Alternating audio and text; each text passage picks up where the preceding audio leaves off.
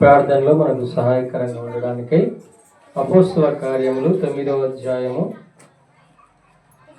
34, 35 అధ్యాయాన్ని చూద్దాం ఒకసారి. అపోస్తల కార్యములు 9వ అధ్యాయము మాట్లాడొద్దండి. 34, 35 వచనాలు. పేతురు, అయినయ్య, యేసుక్రీస్తు నిన్ను స్వస్థపరచుచున్నాడు, నీవు లేచి నీ పరుపును నీవే పరుచుకొనమని అతనితో చెప్పగా వాడు వెంటనే అతడు లేచెను. లుద్దానులో షారానులో కాపురమున్న వారిని అతను చూచి ప్రభువు తట్టు తిరిగి. ఇక్కడ 40-41 వచనాన్ని కూడా ఒకసారి మనం గమనిద్దాం. పేతురు అందరినీ వెలుపలకి పంపి మోకాళ్ళుని ప్రార్థన చేసి శవం వైపు తిరిగి తబిత లెమ్మనగా ఆమె కన్నులు తెరిచి పేతురును చూచి లేచి కూర్చుండెను.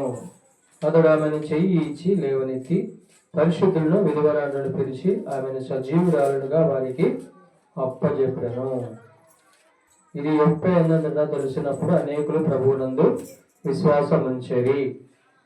ఇక్కడ ఇద్దరు చూస్తున్నాం. ఒకరేమో అనయ్య, ఈయన మరి 8 సంవత్సరాలుగా మంచంలో ఉన్నటువంటి వ్యక్తి అంట. ఈ మంచంలో ఉన్నటువంటి వ్యక్తి మరి పేతురు వచ్చి ప్రభు నామమున స్వస్థపరచబడు నువ్వు అంటే వెంటనే లేచాడు, తన స్వస్థత పొందుకున్నాడు. అలాగనే ఈ 40-41 వచనంలో చూస్తే తబిత అనే ఒక అమ్మాయి ఉంది. ఆమె చనిపోయినప్పుడు పేతురు ఆమె కొరకు ప్రార్థన చేసినాడంట. ఏమని ప్రార్థన చేసినాడు? అందరినీ వెలుపలకు పంపించి మోకాళ్ళ మీదకి వచ్చి ప్రార్థన చేసినాడంట. ఎందుకు మోకాళ్ళ మీదకి వచ్చినాడంటే, మరి దేవునికి మనం ప్రార్థన చేస్తున్నప్పుడు ఆ రీతిగా విధేయత చూపి ఆయన దగ్గరకు వచ్చినప్పుడు తగ్గించుకొని ఆయనకు సాగిలపడి ప్రార్థించడం ద్వారా గొప్ప కార్యములను మనము చూడగలుగుతాం. కాబట్టి ఇక్కడ పేతురు చేసినటువంటి గొప్ప అద్భుతం ఏంటంటే, మరి తబిత అనే ఒక చనిపోయిన అమ్మాయిని కూడా ఆయన ఏం చేశాడంటే ప్రార్థన ద్వారా ఆమెను లేపుతూ వచ్చినాడు. చూడండి 40వ వచనంలో, పేతురు అందరినీ వెలుపలకు పంపి మోకాళ్ళుని ప్రార్థన చేసి శవం వైపు తిరిగి తబిత లెమ్మనగా ఆమె కన్నులు తెరిచి పేతురుని చూచి లేచి కూర్చుండెను. ఎంత గొప్ప దేవుడు చూడండి. యేసు ప్రభు వారు కూడా మరి మరియమ్మ వారి సహోదరుని లాజరును చనిపోయినప్పుడు లేపినాడు. ఆ శక్తిని మళ్ళీ తన శిష్యులకు కూడా దేవుడు ఇస్తూ వచ్చినాడు. కాబట్టి ఈనాడు గొప్ప కార్యాలను మనము ప్రార్థన సహాయం ద్వారా చూస్తూ ఉంటున్నాం. అంటే దేవునికి అసాధ్యమైనది భూమి మీద ఏది లేదని మరొకసారి దేవుడు ఇక్కడ మరి తేటగా బయలుపరుస్తూ ఉంటున్నాడు. కాబట్టి నీవు నేను మనమందరం కూడా గమనించాల్సినటువంటి సత్యం ఏంటంటే, పేతురు యొక్క ప్రార్థన శక్తితో కూడుకున్నది. ఎలాంటిదంటే, చనిపోయినటువంటి స్త్రీ కూడా లేచి కూర్చుందంటే ఎంత గొప్పగా దేవుడు ఆమె ప్రార్థన ఆయన ప్రార్థనను ఆలకించింటాడు కదా. మరి ఈనాడు ఎందుకు మనము ప్రార్థన చేస్తే మనకు జవాబులు రావట్లేదు? కనీసం జవాబులు రావట్లేదు, అంత గొప్ప కార్యాలు మనం చూడలేకున్నాం. కానీ మనం చేసిన మన అక్కర కొరకు, మనం చేసిన మన అవసరతల కొరకు, మనం చేసినటువంటి పరిస్థితుల కొరకు సమాధానం ఎందుకు రావట్లేదు అని మనం ఆలోచన చేస్తే, ఒకటి మన అవిధేయత, రెండవది మనము లోపడకపోవటము, మూడవది మరి దేవుని సన్నిధికి ఆసక్తితో రాకపోవడం. ఈ కారణాల చేత మనము దేవుని యొక్క ప్రార్థన యొక్క ఫలితాన్ని పొందలేకపోతున్నాం. కాబట్టి మనమందరం కూడా గమనించాల్సినటువంటి సత్యం ఏంటంటే, యేసు ప్రభువుకే కాదు, యేసు ప్రభువును నమ్మినటువంటి మనకు కూడా దేవుడు శక్తిని ఇవ్వగలుగుతాడు. అలాంటి ప్రార్థనలో గొప్ప కార్యాలు చూడగలిగేటువంటి శక్తి సామాన్యమైనటువంటి మానవులకు కూడా దేవుడు ఇవ్వగలుగుతాడని ఈ ప్రార్థన ద్వారా మనం తెలుసుకోవాలి. కాబట్టి నేను మనమందరం గమనించాల్సిన సత్యము, యేసుని ఎంతగానో నమ్ముతావో, ఆయన శక్తిని ఎంతగా నమ్ముతావో, ఆ శక్తిని నువ్వు పొందుకొని అలాంటి గొప్ప కార్యాలను చూడాలంటే ప్రార్థన ఒక్కటే దానికి మరి నిదర్శనంగా మనకు దేవుడిచ్చినటువంటి ఆ గొప్ప భాగ్యం ఏంటంటే, ఒక క్రైస్తవుడికి ఒక ఆయుధము ప్రార్థన.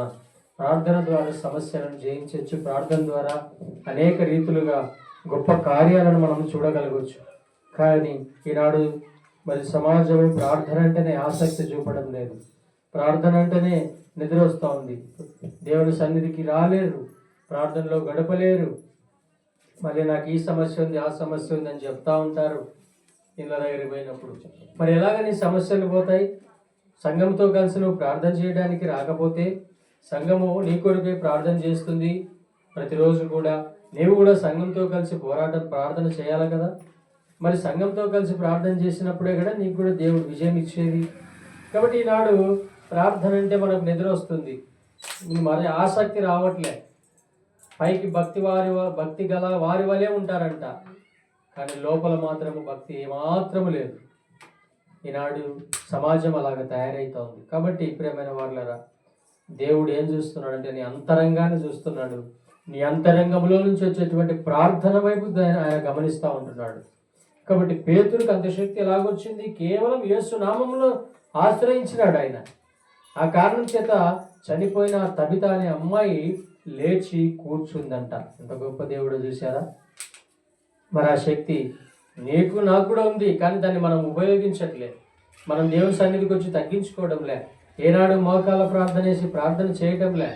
అందుకే మనకు దేవుని శక్తిని పొందుకోలేకపోతున్నాం, దేవుని అద్భుతాన్ని చూడలేకపోతున్నాం. ప్రియమైన వాళ్ళారా, పేతురికి శక్తి ఇచ్చిన దేవుడే ఏలియాకు కూడా శక్తి ఇచ్చినాడు. ఆకాశంలో నుండి వర్షం ఆగిపో అంటే ఆగిపోయింది, పడు అంటే పడింది.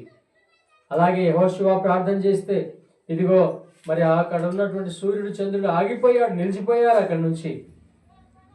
వీళ్ళంతా కూడా సామాన్యమైనటువంటి మన వంటి మనుషులే. కానీ ఆ మనుషులకు శక్తి ఇచ్చింది ఎవరంటే ప్రభువైన యేసుక్రీస్తు వారు. నేను కూడా ఆ శక్తిని పొందుకోవాలంటే సంఘముతో కలిసి ప్రార్థన చేయాలా, ఇంట్లో కుటుంబ ప్రార్థన చేయాలా, వ్యక్తిగత ప్రార్థన చేయాలా. నువ్వు మోకాళ్ళ నుండి చేసేటువంటి ప్రార్థనలో దేవుడు అంత శక్తిని ఉంచాడు, అంత బలాన్ని ఉంచాడు. కాబట్టి ఈనాడు ప్రార్థన అంటేనే నిరుత్సాహం వచ్చేస్తుంది జనాలకు. నేను ఎంత ప్రార్థన చేసినా నాకు జవాబు రావట్లేదంటే నువ్వు దేవుని ఇంటికి నమ్మకంగా వస్తేగా, దేవుని కొరకు జీవించాలని నీకు ఆతృత ఉంటేగా. ఏం లేదు. మరి ఎలాగ దేవుడు నీ పట్ల కార్యం చేస్తాడు? కాబట్టి దేవునితో ఒప్పందం లేకుండా నువ్వు జీవించడం అంటే అది సాతానుతో జీవించడమే. దేవునితో ఉడంబడిక చేసుకొని దేవుని సన్నిధానంలో నువ్వు ఎప్పుడైతే ప్రార్థనా శక్తిని పొందుకుంటావో ఆ సమయంలో నీ ప్రార్థనకు దేవుడి జవాబును దయచేస్తాడు. అంతే తప్ప ఇంకొకటి కాదు. ఆనాడు మనుషులే వారు కూడా శిష్యులు, కానీ యేసు ప్రభు అంత శక్తిని వారికి కూడా ఇచ్చిపోయాడు. పోతూ మళ్ళీ ఆయన కూడా వస్తాడు. కాబట్టి ఇక్కడ కూర్చున్నటువంటి నీవు నేను మనమందరం కూడా మనుషులమే. మరి ఆనాడున్న దేవుడు ఈనాడున్నాడు, రేపు కూడా ఉన్నాడు. అదే వాళ్ళకు కలిగిన దేవుడే ఈరోజు మనకు కలిగినాడు. మరి మనకెందుకు ఆ ప్రార్థన శక్తి రావట్లే, ఆ ప్రార్థనలో బలం రావట్లే? ఎందుకంటే నిరుత్సాహపడిపోతున్నాం, సమస్యలను చూసి పరిస్థితులను చూసి కుంగిపోతున్నాం, లోపల బాధపడుతూ ఉంటున్నాం తప్పితే దేవునికి సమీపంగా రాలేని పరిస్థితుల్లో ఉన్నాం. కాబట్టి ప్రియమైన వాళ్ళారా, నేను గమనించాల్సిన సత్యం ఏంటంటే దేవుని కొరకు నువ్వు ఎంత రోషంతో జీవిస్తావో దేవుని విషయమై అంతగా నువ్వు ప్రార్థనా పరుడుగా ఉండాలి, ప్రార్థన పరురాలుగా ఉండాలి. అప్పుడే దేవుడు ఆకాశం నుండి తన శక్తిని విడుదల చేసి నీ ప్రార్థనకు జవాబు ఇవ్వగలుగుతాడు. కాబట్టి నేను కూడా అలాంటి శక్తిని పొందుకొని దేవుని సన్నిధానంలో మరి ప్రార్థన చేయుదుముగాక.